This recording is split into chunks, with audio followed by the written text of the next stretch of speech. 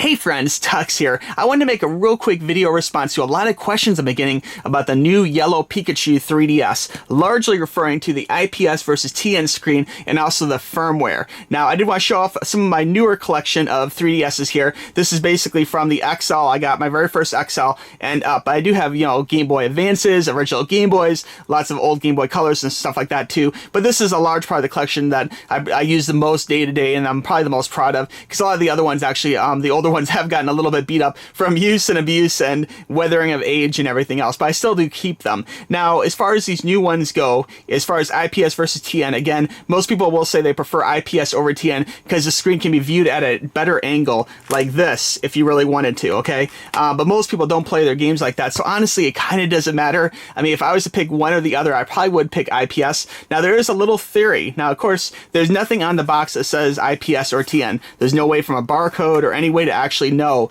but there is a theory that when you buy them, that there actually is a little clue, a little tell, if you will, that when you open the box, like this one here was IPS, when you open the box, if the cardboard on the inside looks like this, like totally covers the whole thing, they say that this is the packaging on the inside for a IPS. Now, if it's TN, if you want to look at my new yellow Pikachu 3DS, this one I thought was IPS at first, but really is TN. This one here came with kind of a open package like that, and they say that that is TN. So if you're looking at used ones, or maybe one on eBay, maybe you can get the seller to show you the inside of the package, and you can determine if it has this, which is most likely TN if it's see-through, or if it's totally enclosed like this, that is probably IPS, okay? I can't guarantee results from that, but so far the theory has held true for me, and it might hold true for you as well. Now, the other question I've been getting a lot of is asking about the firmware, and that's largely due to homebrew, that kind of thing. I do not endorse doing homebrew. Mind you, I do have like a main cocktail table,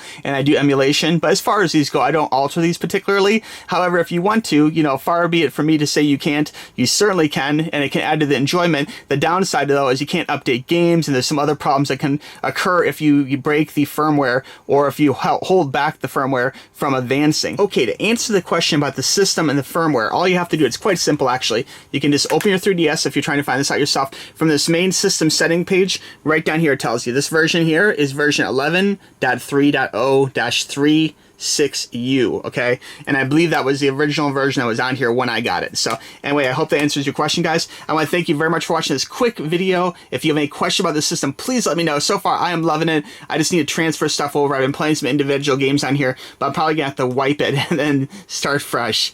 Switch is coming out real soon, so I hope we'll see you on Switch, and we'll talk to you soon, okay? Bye-bye.